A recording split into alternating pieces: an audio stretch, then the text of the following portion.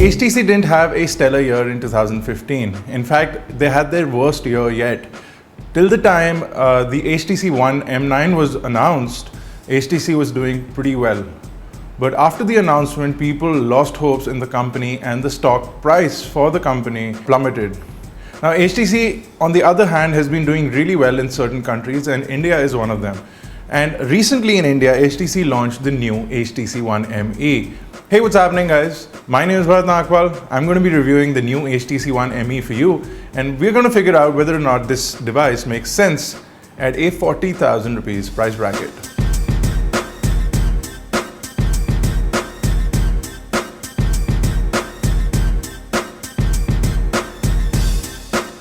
So let's begin. The first thing that you're going to look at when you pick up an HTC One ME is the standard Htc styling. Now, you do have a all gold front on this white color over here, and it is made almost identical to the HTC One M9. So it in fact looks like a flagship device, it feels like a flagship device, and also performs like a flagship device, but it's not really a flagship device. Priced at Rs 40,999, this device has a polycarbonate back panel which is really nice and sturdy, a really solid finish polycarbonate back, but it's also matte finish, so it's not going to attract all those fingerprints. It looks nice, it feels really warm in the hand. So if you're sick of that cold touch feel of the One M9 or the One M8, the One ME offers a solution to that by giving you this plastic back. Over at the front, you do have Gorilla Glass 3. Really nice all metal frame as well as an all metal bezel. You do have boom sound speakers over at the front, which are also the casing for which is also in metal. So overall, you have metal and polycarbonate on the back, really nice metal gold trim. So build quality wise, the device is really robust. It will not shake or rattle. It's not going to get damaged easily. It can take a bunch of drops, and we don't see it getting out of commission anytime soon. It is also water resistant, although HTC doesn't talk about it, so it will take splashes and spills. If you spill coffee over it, etc., it's going to survive through that without any issues. So we talk about specifications real quick. The device over at the front has a 5.2-inch Super LCD3 IPS LCD display, or an IPS Super LCD3 display, which has a 2K resolution. So it's almost the same display as you would see on the M9 Plus. You see now on the ME. You also have boom sound speakers over at the front. You have a brand new MediaTek Helio X10 chipset, which is got 2.2 gigahertz on octa-cores all throughout, and you also have a 64-bit capability on this chipset. You get 120 hertz refresh rate for your displays, which is one of the main reasons the interface is so fast on this device. I'm going to talk about that a little later. Over at the inside, you also get 3 GB of RAM and 32 GB of storage, and the micro SD card is capable of handling up to 2 TB cards when and if they become available, is what HTC also said. Over at the back is the 20.1 megapixel camera, the same as one seen on the M9 and the M9 Plus. This camera has an f2.2 lens, really high quality images from the camera, really sharp, really good contrast. I'm going to talk about that more slightly later on. Over at the front, you have an ultra pixel camera. The things that you were seeing in the back of HTC devices in the past years is now going to be on the front of the HTC One ME. You also have an infrared blaster over at the top, a 2850 milliamp hour battery on the inside. You get dual SIM card slots, both LTE enabled. You also have a fingerprint scanner on the device. So overall, a really well made, good looking device from HTC. The polycarbonate back as well as the Gorilla Glass 3 front make for a good, protected and very well rounded off device. It feels really great in the hand. Let's get into the display. The display over at the front is a 5.2-inch 2K display. The display is really sharp, extremely vivid, especially if you're using it outdoors. No problems with color reproduction. It's a very accurate display. Touchscreen is also really responsive. Even if your hands are wet or the screen is wet, you'll be able to use the device flawlessly. No issues with that whatsoever. So really nice display, excellent viewing angles on this, almost 180-degree view on the screen, a really high quality display from HTC with really nice levels of brightness as well as deep blacks.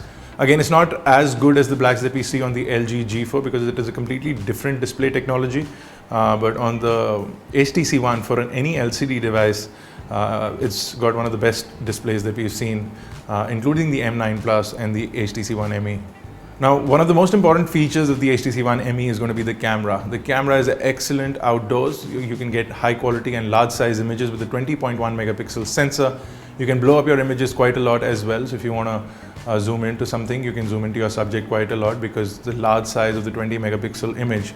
The way that HTC is compressing these images and saving them on the file does not destroy so much data. You also have a fantastic app by HTC which lets you customize the way you shoot quite a lot. You also have a lot of shooting options and you can really tweak around with what you want from your camera. You can also download a third-party camera app to leverage the camera capabilities as well. The back camera has really high quality shallow depth of field. You also get little or no noise from images. Low light performance could have been better because we've seen the likes of the Samsung Galaxy S6 as well as the LG G4. We feel that low light performance from the rear camera could be good. The front camera is an ultra pixel camera, a 1.4 micron pixel size with a 4 megapixel sensor and an f2 lens. It does fantastic in low light. We were at a test where HTC demonstrated by turning off all the lights and we could turn on the front camera of the HTC One M9 at that time, and we could see ourselves in the camera when we couldn't see ourselves otherwise. So the camera can see more light than the normal human eye, which makes for a fantastic camera for low lights and for selfies, especially if you're at a party or in a low light condition. It's also a wide angle lens, so you'll be able to capture a lot more people in the camera, which again makes for a good front camera from HTC. Video quality is good as well. On the back you have 4K video. Unfortunately, there is no optical image stabilization, and I ask HTC why, because optical image stabilization would have made this camera really amazing, but there is none. And over at the front you have 1080p video, so 4K video on the back can be captured in 5-minute bursts, unlike for example on the Moto Turbo where you can capture straight on up to 64 minutes of 4K video. Now the user interface is basically Android 5.0.2 with Sense 7. Now Sense 7 is a lot less intrusive compared to previous generation Sense devices. Not a lot is happening on the phone with Sense. You have more or less a stock Android experience with the new Android 5.0.2. It's not the newest, but this device is going to be the first devices or one of the first few devices to get an upgrade to Android M whenever it comes out. You also have a blink feed on this. Blink feed has been revised to be more squarish, a little more systematic. It looks great on the device. It performs really well. And speaking of performance, the device is running the new Helio X10 chipset from MediaTek. Now MediaTek on a 40,000 rupee device or an approximately $700 device makes no sense when you hear it for the first time, but the new Helio chipset is supposed to be a premium quality chipset and it behaves like one. There's absolutely no heat coming from the device. The way they've handled heat and optimized the usage of the device, battery life is fantastic. Usability, smoothness in the user interface is fantastic. You have a 64-bit architecture that runs flawlessly on all 8 cores at all times. The chipset has managed to leverage the capability of the software and vice versa. HTC has managed to capture or leverage the capability of the chipset to make for a really robust and really smart device that works really well with little or no lag, despite using it constantly for a really long time and despite downloading lots of applications. I would go to the point and say that it slightly feels better than usage on the One M9 Plus. The usability of the screen on this, the One ME, is definitely slightly better. Now, a phone call capability is fantastic. You get dual SIM card slots. Both are LTE enabled in the country. If you have an LTE connection, you'll find that network is really strong on the One ME versus many other devices that we saw. Despite that, even if you're on a 3G connection, network strength was really good. Audio quality is fantastic as well. And again, when you're consuming data or any such thing, the device does not heat up to an extent where your battery starts to drain completely. The polycarbonate shell also helps in hiding the heat if there be any, but we don't feel any heat on the screen whatsoever, and the device doesn't start to get warm in the hand. So usability wise, the device is a feel good factor, because you can be gaming, or you could be downloading stuff, or you could have your screen on for a really long time and the device is still not hot to touch. It's warm, and that's because of the plastic back. It's never going to be cold as a metal back, but it's not going to heat up. Performance is really good. The fact that it has a 3 GB RAM in there, again, usability in terms of multitasking apps, I've not seen lag on this device whatsoever. You also have a fingerprint scanner, which works rather well. Unlike previous generation scanners where you had to swipe your finger across, this is more like Apple's Touch ID, where you put your finger on and it will basically recognize your finger and unlock the device. You can sync up multiple fingers to do this, and it works really well out of the box, no issues whatsoever. Setting up your finger is rather easy as well. The only problem I do have is that the fingerprint scanner looks like a button, and it feels like a button, and it also behaves like a button, but it's not a physical button. So if you tap your finger on the home screen, if the device is already unlocked, if you're on any other screen, it'll come back to the home screen. If your device is off and you tap your finger on the fingerprint scanner, the device will turn on, and then it'll get unlocked eventually. So they've sort of managed to put in those features, but they could have made a physical button, which would then mimic Samsung's Galaxy S6, which would have been slightly better than having a fingerprint scanner, which is not a button, which looks like a button. It's slightly annoying, to be quite honest, but it does the job and it works really well.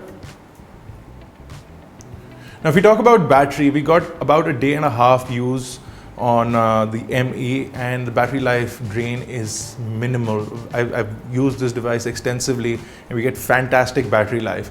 Now, whether that's something that HTC has done, or whether that's the new MediaTek Helio X10 chipset, either way, battery life is phenomenal on the One ME. It charges really quickly as well. In about an hour's time, we get about a full charge. It quickly charges to about 50% in about 15 minutes of charge if you're using the supplied charger. Really good job with the battery on this device. Speakers, the boom sound speakers, even so I was listening to music for about 3.5 hours on the One ME, and again, little or no battery life drain. We're really happy with the way HTC's managed to work with MediaTek and give you this chipset, which gives you this kind of battery life. Devices really need that nowadays, and the One ME really solves that. The battery life is phenomenal on this device, guys. So if you're looking for something that gives you slightly better battery life, this is it. You don't even need to look at the rest of my video. That being said, performance is great as well. You don't get high benchmark scores, but almost all games that we played and almost all applications that we ran faced little or no lag. In gaming, we saw that transitions were smooth, graphics were great, and feedback was really impressive from the device. Gaming experience was really good as well. So because of the boom sound speakers, because of the whole multimedia experience built into the HTC devices, we feel that they are multimedia powerhouses, and the One ME is no less. It manages to deliver that experience, it manages to deliver that gaming experience, that visual experience, as well as that capability that you would want from an HTC device. The ME does that, and does that without heating up or overheating or any such thing, because that's the expectation that I had because of the fact that this device has a MediaTek chipset in there, but it does not have that experience whatsoever. Overall, HTC has managed to give you something which is fully rounded. You have a fingerprint scanner, you have the amazing boom sound speakers, which are more enhanced than previous generation, a larger speaker cavity so you get deeper bass. You have a fantastic 2K display, the higher resolution display that everyone's been asking for. You have a great 20 megapixel camera at the back, the higher resolution camera that everyone's been asking for. You have a fingerprint scanner, something that everyone's been asking for. And you have a slightly cheaper variant, which is for 40K, again, something that nobody would say no to, and they've sort of been asking for a cheaper device. So HTC has managed to do that, give you a dual SIM LTE enabled, cheaper yet flagship HTC device, which is fully rounded. Now, that being said, the S6 is now available for approximately the same size, but it does leave out on a certain bit of things. It does not have expandability of storage. It does not have a dual SIM card slot. and it definitely does not have the build quality and the feel of an HTC device, but it is definitely cheaper and is available for around 38, 39 if you really go hunting, especially online. So if you don't want to get the 1ME, you have the S6, which you can get a 16 gigabyte variant of it or a 32 gigabyte variant of it for around this price bracket, but you can't go beyond that, which is going to be slightly disappointing for people who are going to be buying the Samsung S6 for this price bracket. Recommended size is 32 or 64 gigabyte because that much nowadays is easy to consume. That being said, the HTC One ME hits all the right spots. You get good pictures, great multimedia, excellent battery, great network performance for phone call capability, and overall a good looking, really smart looking, especially this white and gold color, really smart looking handset from HTC that check marks almost all the right boxes. The only thing that is a little bit of worry is the longevity of the MediaTek Helio X10 chipset and whether or not over a long period of time will it suffice. However, we feel that this device does a really good job, and if you're in the market for something around the 40K or the 700 odd US dollar outright price, the One ME is something that you should really consider deeply, especially considering the battery life that we got from this. If this video helped you out, guys, give us a thumbs up and make sure to share it with your friends. Make sure you hit the subscribe button for our new set of reviews coming out shortly. This has been Bharat, guys. Check us out on Facebook, Twitter, Google+. Check out our website, iGyaan.in. You can also capture updates from us on Snapchat and Instagram. All the links for everything is in the description below. I'll see you guys in the next one. Thank you for watching.